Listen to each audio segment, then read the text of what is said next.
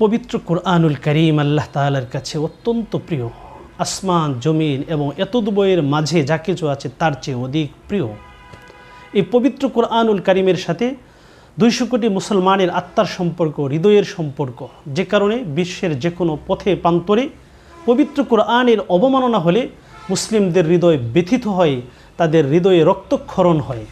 ইতিপূর্বে আমরা দেখেছি নরওয়েতে, সুইডেনে যখন পবিত্র কুরআনের অবমাননা হয়েছে, সারা বিশ্ব থেকে প্রতিবাদের ঝড় উঠেছে।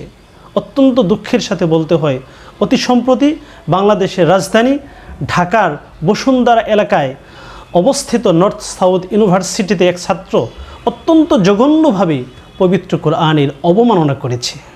আসলে একটা কথা কি, বাংলাদেশের শিক্ষাঙ্গনে, শিক্ষা ডিপার্টমেন্টে, আরও সুনির্দিষ্ট করে বলতে গেলে বেসরকারি বিশ্ববিদ্যালয়গুলোতে ইসলাম বিদ্বেষকে কাঠামোগতভাবে অত্যন্ত সুপরিকল্পিতভাবে চাষাবাদ করা হয়, লালন করা হয়।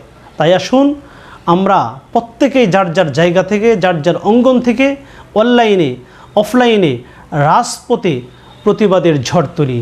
এই প্রতিবাদ করা আমাদের জন্য ঈমানি দায়িত্ব। আল্লাহ তাআলা আমাদের সকলকে যার যার সাধ্য অনুযায়ী, যার যার পরিধি থেকে আমরা প্রতিবাদ করি।